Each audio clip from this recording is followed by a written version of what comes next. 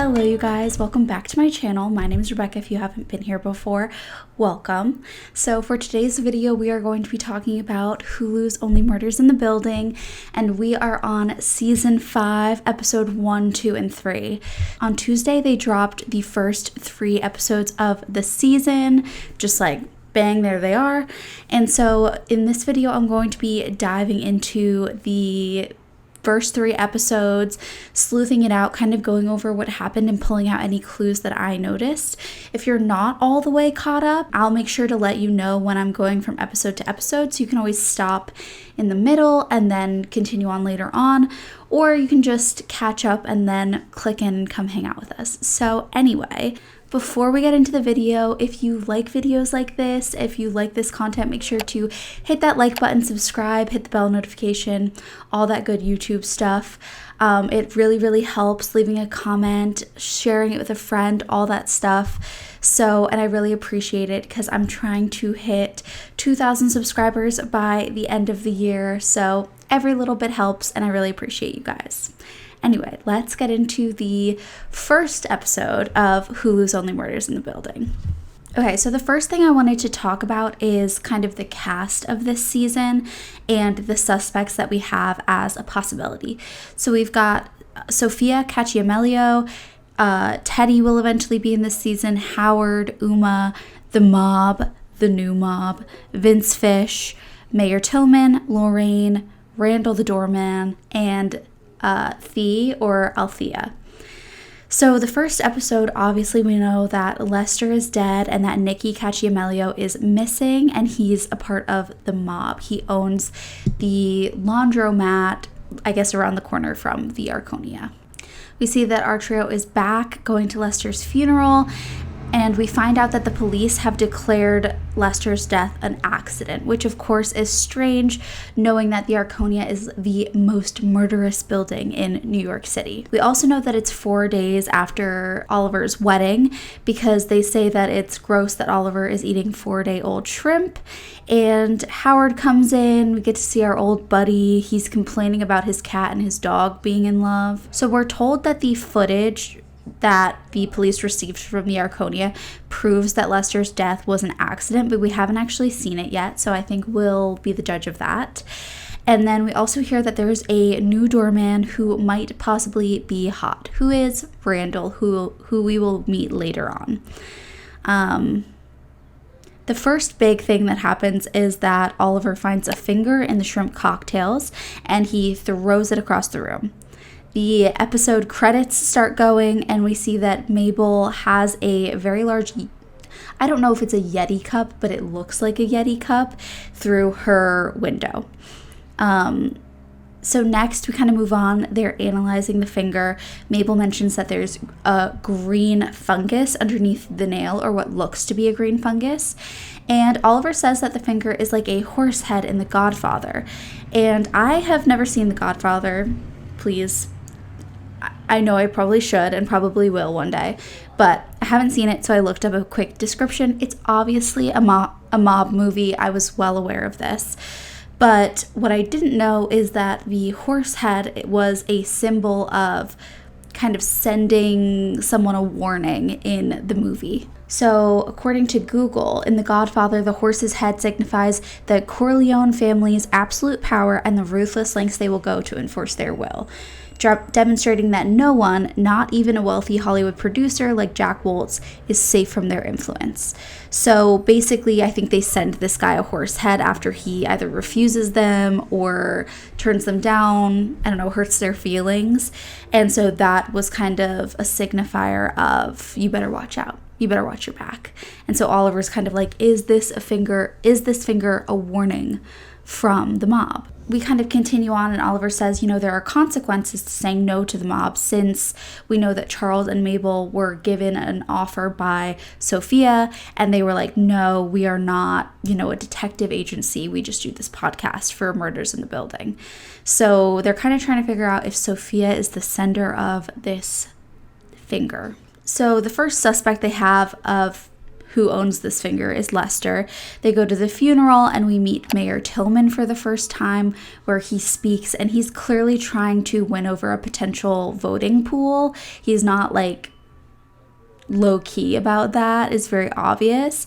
And he says he wants to bring life back to a new New York. Now, this is a theme that we see quite a lot through the next few episodes, this idea of the old versus the new, and like old power versus new power, old money versus new money, the mob versus the new mob, which we'll meet later on. So this kind of like new New York, moving away from the old, the redundant. The election is apparently around the corner, and we learn that Oliver never sent in a photo for the photo board for Lester, so he's kind of he's in the hot seat for, you know, not doing like the one thing he was supposed to do.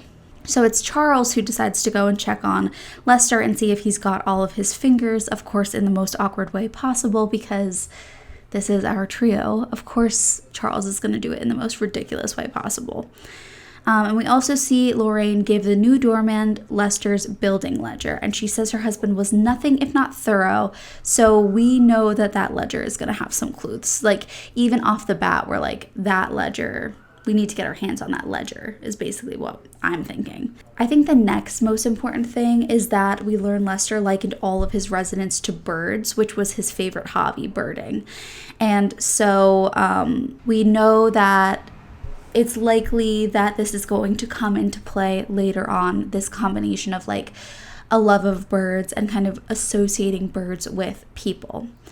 Oliver finally finds a photo with himself and Lester, only to discover that in the background of the photo is Lester and Nikki Cacimelio, the mobster, the missing mobster, kind of exchanging what looks to be a package, probably money. The trio decide that they need to see the footage of Lester's death to really understand if it is definitely an accident, and Oliver is afraid to kind of talk to the mob because apparently he had a show, Newark, where he borrowed money from the mob, and he says it was $400,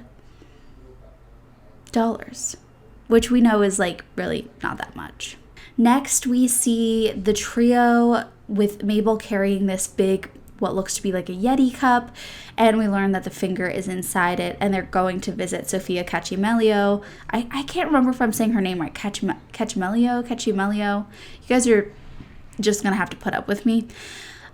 So they get to the house, and it's literally the Godfather house from the movie, and the sons of Sophia bring the trio in and kind of just scare them. They're not trying to, they're just trying to, I guess, hype up their podcast because they thought that they were coming over to collab, and they basically watch the sons burst into song, and their podcast is called Hey, I'm Talking Here, and then they have this like fake gun that's a Bluetooth speaker, so it's all, you know, a bit campy, if you will.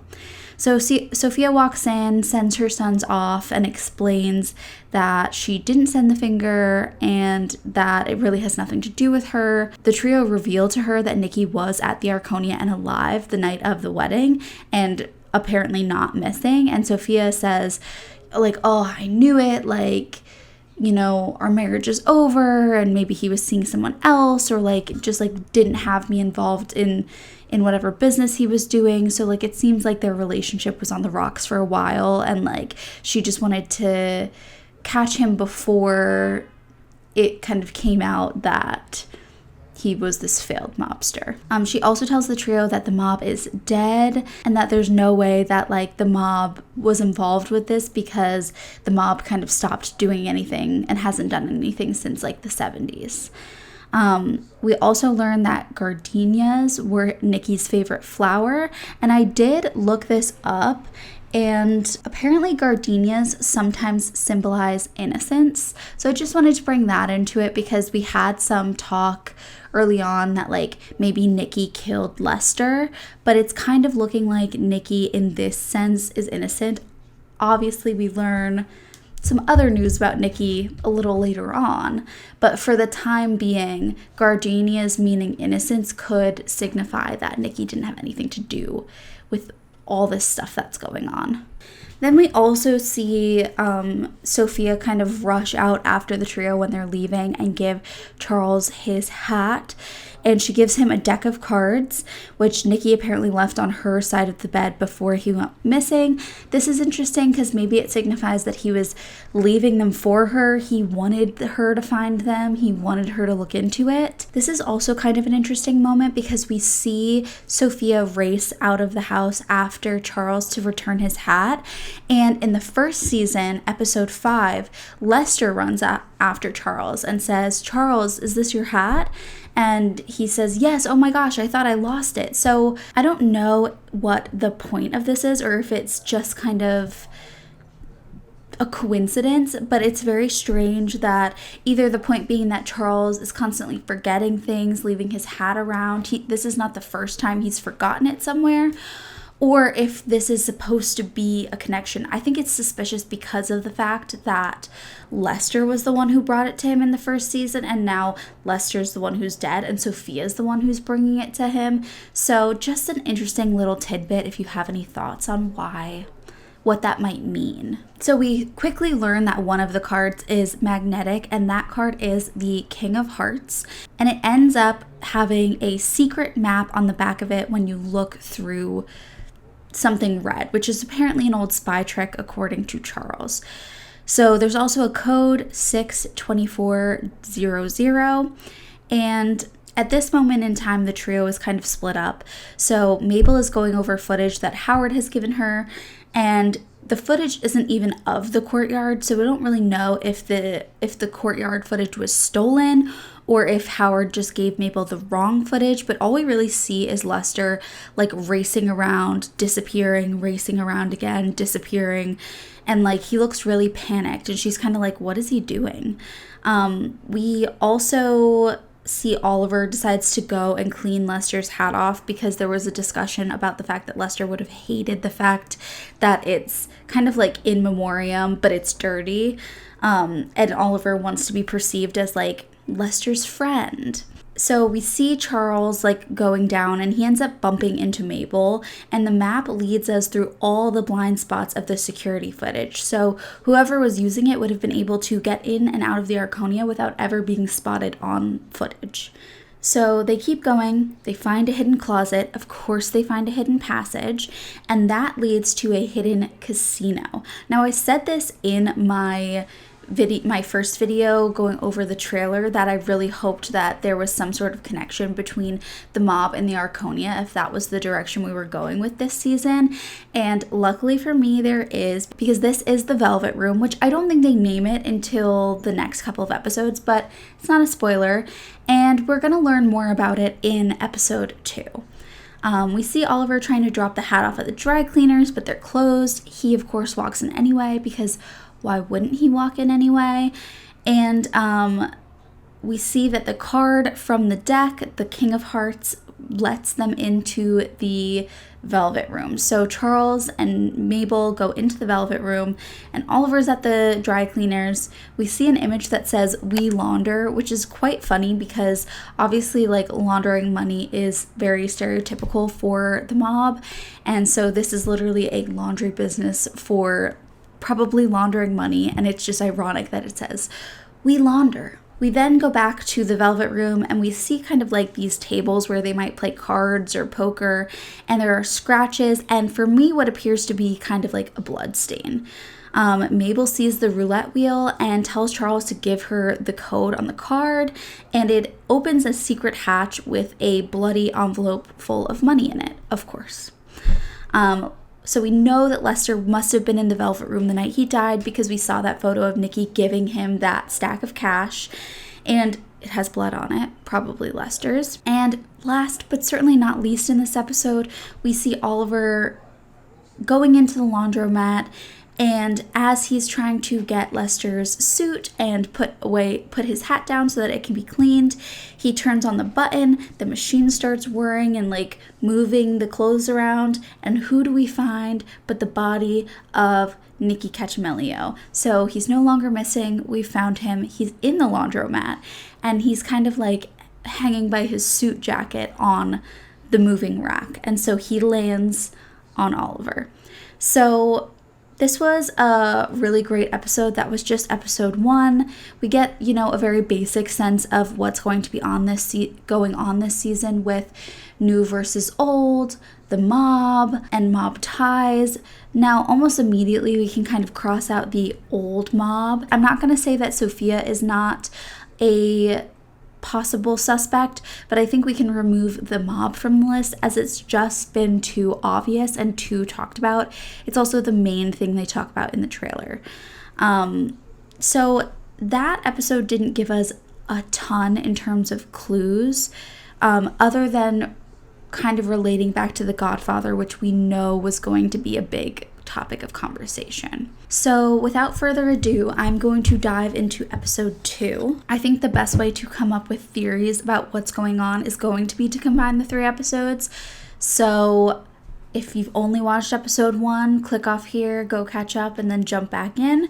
But let's get into episode 2. So this episode starts more like a documentary about doormen, and this is something that I love about Only Murders, is that sometimes the episodes kind of have different themes or like different ways of filming them. So this one was fun, this kind of documentary style, at least for the beginning and end about doormen. And really what we're getting is that they're pushing the importance of the old, of the doorman, of having a doorman in a building, having someone to connect with, and how special that is, and how it can't be replaced by an automatic opening door. So really, again, we're going back to that pattern of old versus new and kind of what that is going to mean for the show. We get a lot of Lester's backstory in this episode, as well as flashbacks of him kind of like running away before he dies. So we see a young Bunny, which is extremely fun. We see young Uma, we see young Howard, we see young Mabel, we see everybody. And so that was probably the best part about this episode, is that we get an insight into everybody's past and their association with the Arconia. So Lester's being trained, they tell him to say after you and to pay attention to the small stuff about the people, the residents at the Arconia.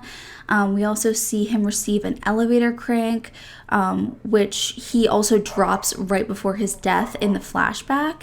And we get to see, like how he is involved in all the residents' lives. So first clue is that Oliver is working on his show with Teddy, and he mentions the Shroud of Turin. So what is the Shroud of Turin? This is a 14-foot long linen cloth bearing the image of a crucified man, including a crown of thorns, a side wound, and signs of severe trauma. So it's a faint yellow imprint, and it reveals a photographic negative. There's bloodstains on the cloth, and it's believed to be the burial cloth of Jesus. So there is some sort of like religious undertone to this suggestion, and it's not the first one, because Oliver also talks about a separate show about, Moses and that story. So that's now 2 religious references within a very short period of time. We also see that Charles talks about Gladiator and National Treasure. Now, I've never seen Gladiator. I have seen National Treasure, so I did look up a description of Gladiator. So Gladiator kind of centers on power dynamics and like justice and freedom. So a lot of it focuses around corruption. So like I said, I haven't seen the movie. If you have and you want to drop a description in the comments, go ahead. I'd love to see it.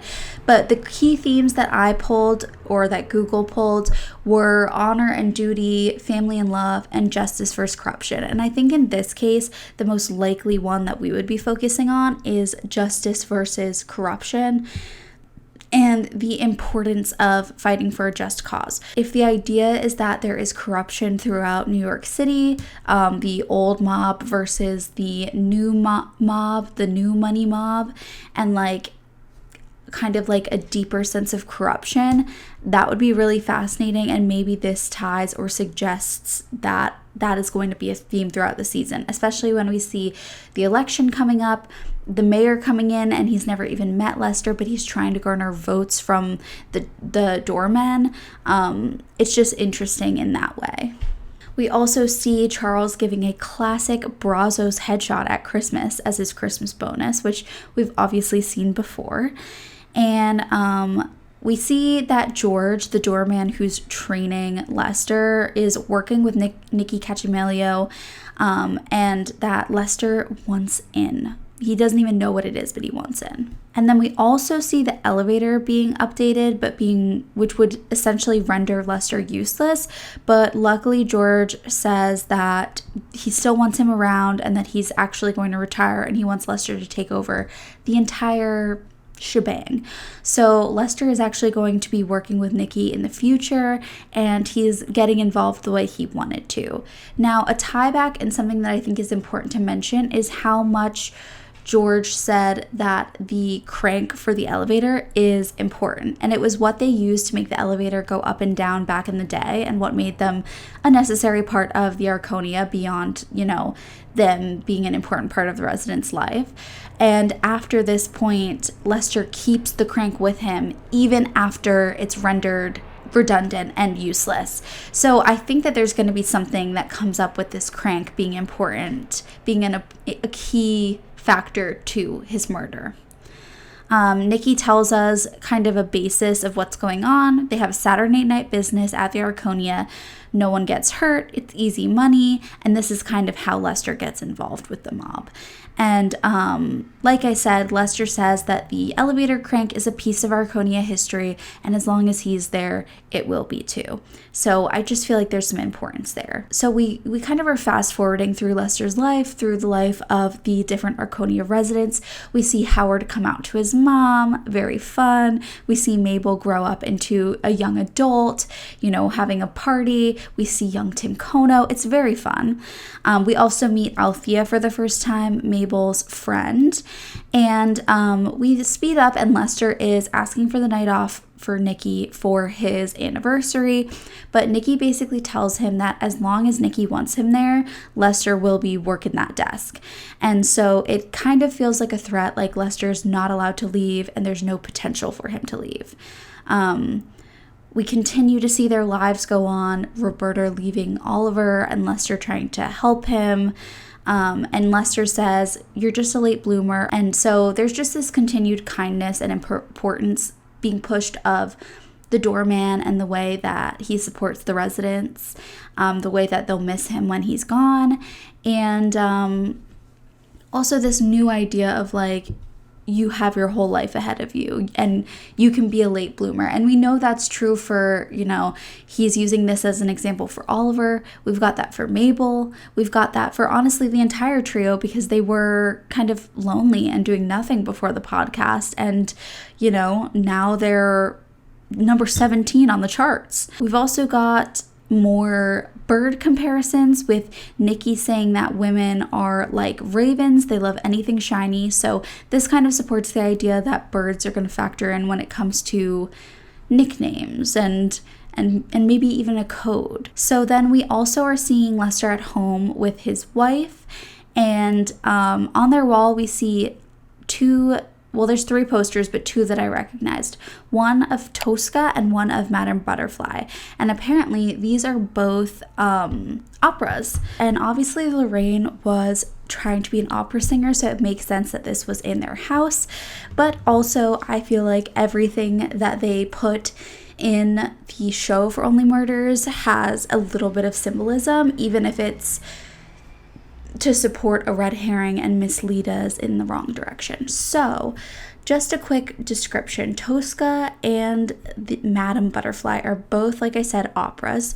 Tosca is a tragic Italian opera set in Rome in the 1800s about a passionate opera singer, Floria Tosca, and she has a lover, Mario Cavaradossi. The story begins when the painter, her lover, Mario, is hiding an escaped political prisoner, Cesare Angelotti, in a church.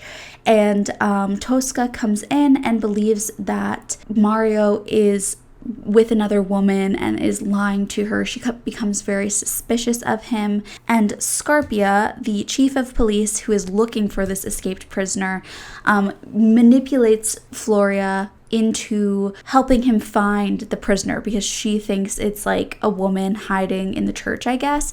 And so he manipulates her. They find the political prisoner, who is a man, and she realizes like, oh my gosh, my lover actually wasn't seeing a woman and maybe had a good reason for lying to me.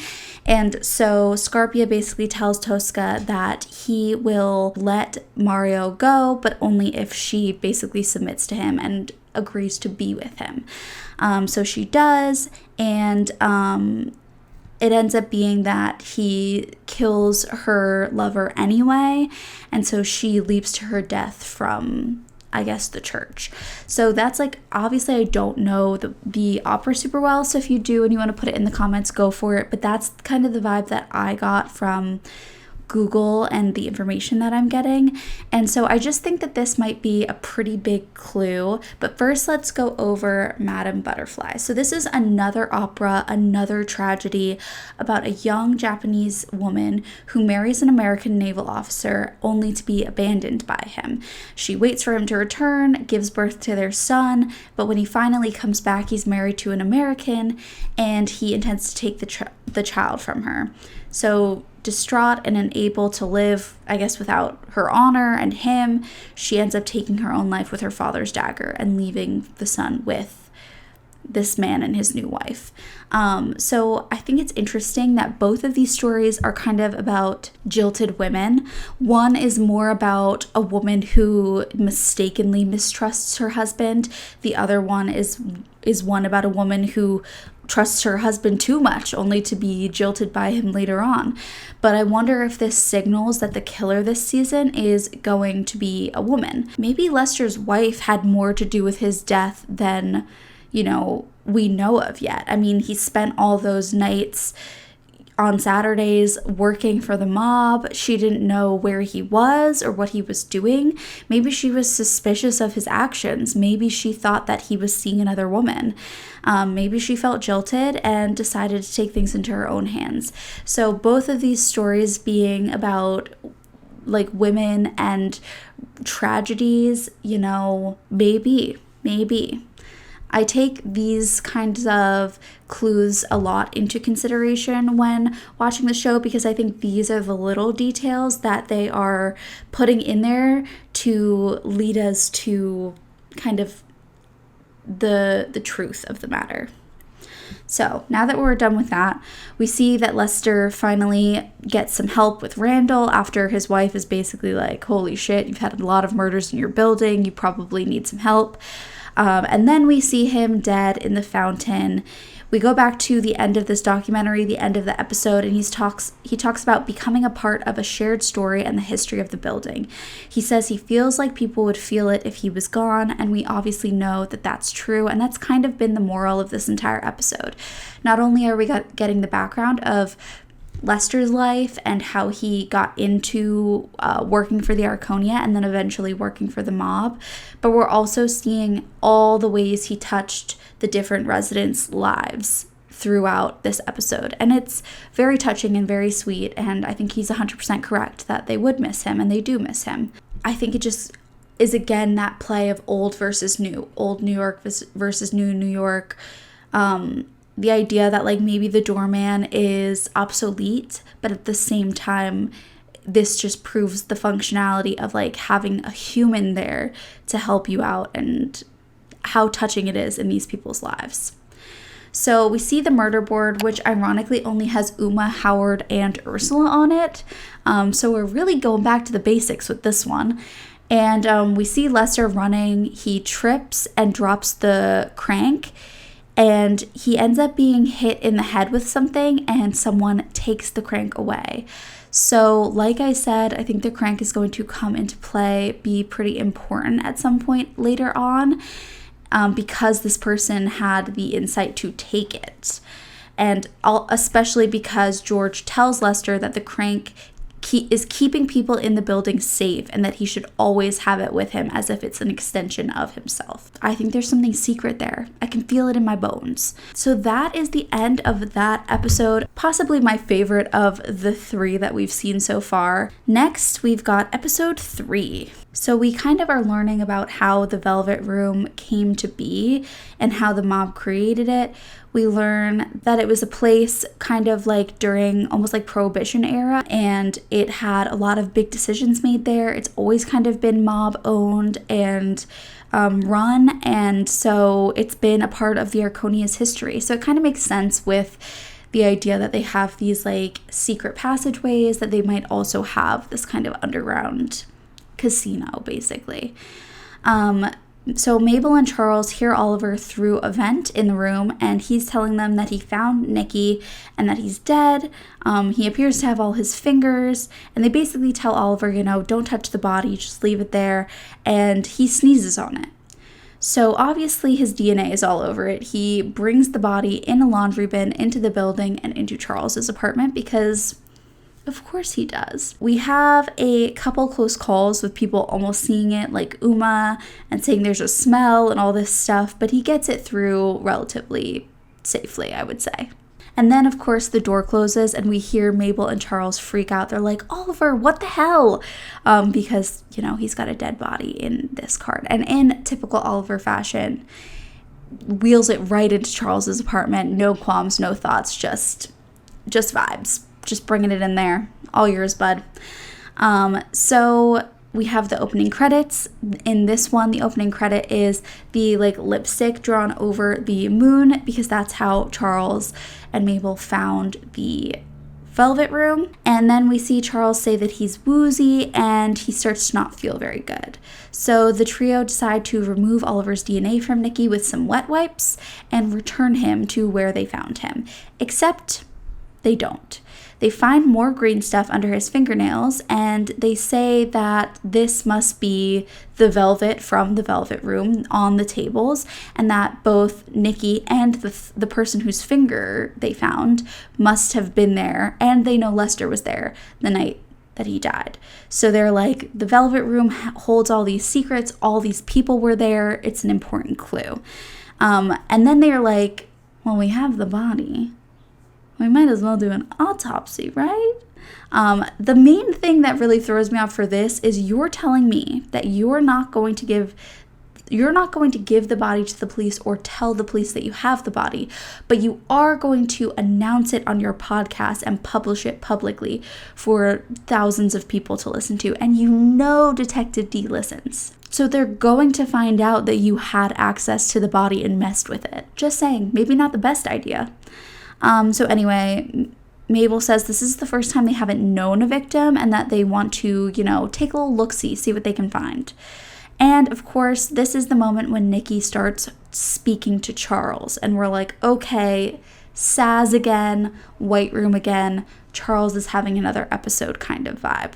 So he says, why does this always happen to me?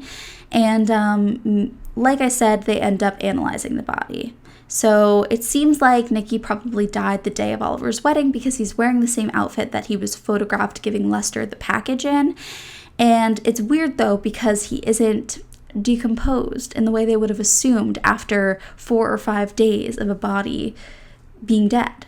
They do the autopsy on Charles's kitchen counter. There's a meat cleaver in the chest. That seems to be the cause of death. There's a white substance on his sleeve, which they've decided, according to Oliver, is not cocaine because he would know. And Oliver says he misses cocaine, and Charles says he's sure that it misses Oliver too.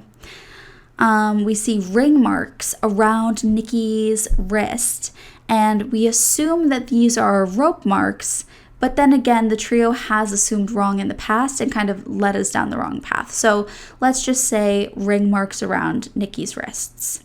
And then, of course, we find freezer burn behind the ear, and we finally see the epiphany of what if Nikki was put in a freezer during the last couple of days. So he's already gone through rigor mortis, but his body hasn't started to decompose in the way it would have if he hadn't been frozen. Next, we see that Nikki has Arconia paper in his mouth, and this is just like clue after clue after clue after clue. So the body has given us a lot of clues. Next, back in the elevator, they're trying to return the body to the laundromat so as to not be implicated in this man's murder. Fair game. Still think the podcast thing is kind of crazy, but we keep going.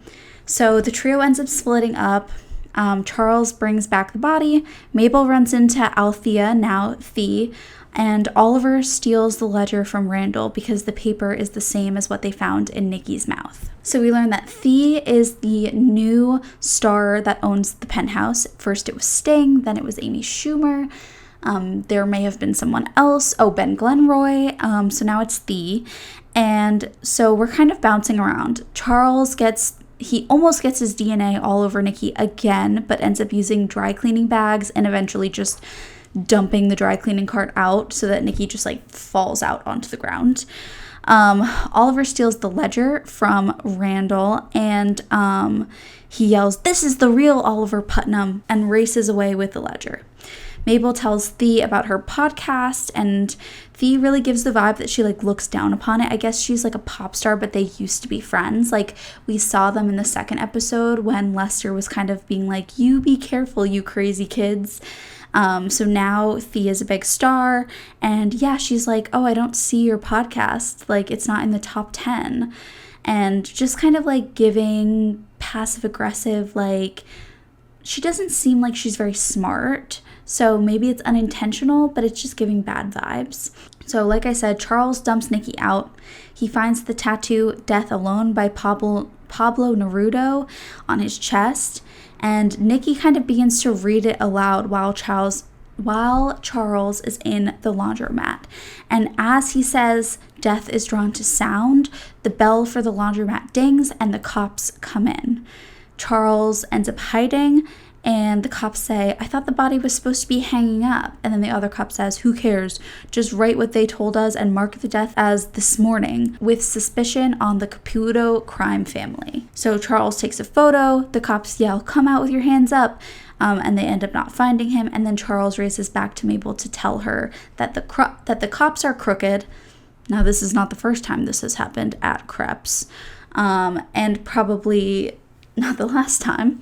And she's like, "Wow, that's like a huge clue, like, oh my gosh." And, Charles is like, "Yeah, it's all great, but I'm afraid I'm going to die alone," kind of thing. So that's that. Now let's look at this Death Alone poem. It's clear that like the poem is kind of like about the soundlessness of death and the way that it's inevitable and the way that it comes to people. And it's interesting because it says that death is a dark, dark tunnel, because we do know that the Arconia has these secrets and these tunnels. So I wonder if that was part of the choice of choosing this poem to be the one that was read. We also know that Charles is really fixated on dying alone right now. So that seems to be, what's plaguing his mind. And this poem makes a lot of sense for that. But yeah, it really covers silence and like being unseen and unheard, but still being there and knowing that it's coming. It's also interesting that they say the face of death is green and the gaze of death is green. And like, death is like the earth when they found green under the fingernails, and we've got the green velvet and like that being very associated with death thus far in the show. So yeah, it just kind of seems like this is Charles's possible like state of mind right now, but it's interesting that this is what was tattooed on Nikki's like side chest, like up here. Back to where we were. So we get the ledger, we see a page ripped out, and Mabel uses some coal to find out what it says. And so I got a screenshot of this. Let me see if I can grab it. And it says kakapo, bowerbird. So it's a bunch of different kinds of birds and different like price tags associated with them, like 6 million.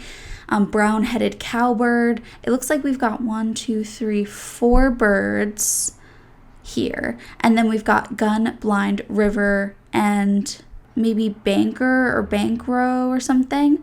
And again, these like different price points, 5.5 million, 6 million, it's at 4.3 million. So once again, we're coming back to this idea that Lester used these birds as code names for different people who were coming to these games. And it also seems like he was possibly using these different poker terms, gun, blind, river, to maybe say where the person was sitting at on the table, because when I look these up, and I'm not a poker player, so if you are, you can tell us in the comments, but it seems like gun refers to a player positioned immediately to the left of the big blind. The blinds, small and big, are forced bets placed into the pot by 2 players before any cards are dealt. And river is the 5th and final community card dealt face up on the board. So it seems like maybe gun and blind are where the people were sitting, and these also kind of are associated with whatever was going on at these poker nights. But it's interesting that this is what was shoved into Nikki's mouth. And they say that each page in the ledger is a different week's game. They play Saturday at midnight, and the trio decide to take a nap. That's so me, I can't even tell you. They decide to take a nap before going to this game at midnight so that they can figure out who Lester was talking about. So Oliver returns the ledger. He tells a story about Sheena Easton playing Moses in his gender-bending twist of the 10 Commandments. And he also mentions Charlton Heston, I believe. So, of course, I had to look this up. Yeah, Charlton Heston. And this is, the 10 Commandments is a movie that came out in 1956. So this movie came out in 1956, and it says, enjoying a life of ease in the court of Egypt's pharaoh, Moses, played by Charlton Heston, discovers his Hebrew heritage and later God's expectations of him. He dedicates himself to liberating his people from captivity, and with the aid of plagues and divine intervention, manages to lead them out of Egypt and across the Red Sea. So basically, we're getting again to this kind of idea of like freedom and liberating your people. And it kind of reminded me of Gladiator and the way that it was talking about like getting away from corruption. And if this season is going to focus on possibly a corrupt mayor, possibly corrupt police, possibly a city run by what we're considering to be the new mob, then corruption and like freedom make a lot of sense as being the main players in this season and like what we're looking for. And it's possible that Lester was really taking it upon himself to like be that guy to expose the corruption and free people from, you know, this manipulation that might be happening across the city. So I think that is very interesting, and I really like the idea of this season going deeper into New York City as a whole, almost using the city as its own character, and like the city being corrupted and like what that means for the people there. That I could get behind as like a really good season, beyond just like a movie, a podcast, a TV show, a Broadway show, but like focusing on the city as a whole. I really like that. So let's hope that that's the direction they're going in. Like I said, this was Oliver telling Randall a story, basically saying like, you can't be Lester, you have to be yourself. And once you're yourself, like you'll do the best job that you can do as a doorman. So like, don't worry, I'm here for you kind of thing. Then we go to the end of the poem, and it says death lies in our beds, and like Nikki is reading this poem, and we see kind of like the trio going to take their naps, and we also see Charles call a doctor as an anonymous patient named General Custer, and he says he needs more medicine before Thursday when he runs out. And this is interesting because people have talked about the experience in the White Room, the experience with the nosebleeds, the issue with him seeing Saz like alive, the issue with him seeing Nikki alive. And it's like all of these things add up to maybe mean that Charles has something going on more than what it seems. And like maybe this is the season that we're going to tackle whatever is going on with Charles and like what's really happening here. We know Charles has a lot of anxiety, but it is interesting. Like I didn't even really think about the fact that he was seeing Saz. It was such a just like piece of like motivator for her to be in the season and for her to like assist them along. But it would be really interesting to see them kind of dive into like maybe he has something that he's working through. Okay, so the trio go to the Velvet Room. these new people show up. They're apparently all CEOs and billionaires. There's Flug, who made a highly addictive drug. There's Camilla White, who is like a CEO. And then there's Bash Steed, who I guess like is like some tech billionaire or something. So they're all billionaires. Oliver says, this isn't the mob, this is the new mob. And we see that Flug has his hand wrapped up and is missing a finger. So that's kind of the end of those 3 episodes. And really quickly, because my camera's dying, let's go over some theories. So the best theories I have right now, based on what we've gotten, is that this season is going to very much focus on new versus old, corruption, and like who holds the power in New York City. I think that the mayor and the election is going to be a pretty big portion of it. And I think that it's possible that the person who murdered, whether it be Nikki or Lester, it might not be the same person, but one of them is like a jilted lover, which would lean towards it being Sophia or Lorraine.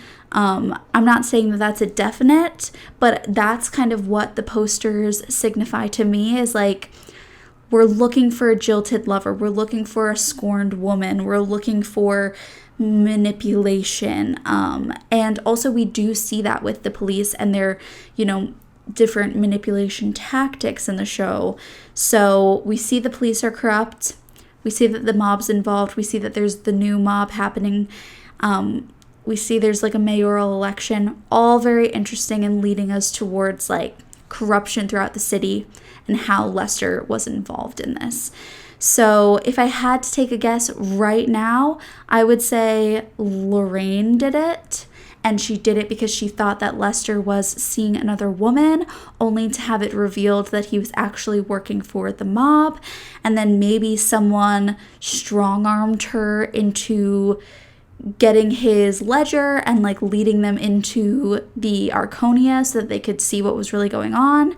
And she ended up, getting Lester killed in the process, and possibly even Nikki. So I think that leans very towards some of what we've talked about in these 3 episodes. Very interesting. Love the clues. It's always very fun to look into. If I missed any clues that you picked up, make sure to drop them in the comments down below. I love to see them. If you have any theories, go ahead. I love to see all of your different theories and just kind of like work together to figure out who killed Lester Kaluka. And I just think that like this season is really gearing up. Those first 3 episodes gave us the meat we needed to like figure out what might be going on. And the next, 7 episodes will really give us an idea of where we're going. And I do think that this is potentially leading us to the idea of like a Moriarty character. And by that, I mean someone who has been around every season with their fingers in all the different murders, kind of like manipulating the story. And I think the idea that like the mayor's involved, the police are crooked, like all this stuff definitely leans in that direction. And we did have a reference from Howard calling them, he made like Sherlock Oldholmes or something. So maybe that's a suggestion that there is a Moriarty character. Anyways, let me know your thoughts down below. Please comment and let me know what your theories are just based on the first 3 episodes. Who do you think killed Lester? Who do you think killed Nikki? Do you think it was the same person? If you like this video, make sure to hit that like button, subscribe, hit the bell notification, all that good YouTube stuff. And I will see you next week for another video. And I swear it won't be this long and I won't have to talk this fast because it'll only be 1 episode instead of 3. I gotta tell you, doing 3 was a lot of work and crazy. So next time, we'll have a much easier breakdown and I'll have a little bit more time to dig into each one. But I love you guys and I will see you next week with another video to find out who killed Lester Kaluka. Bye!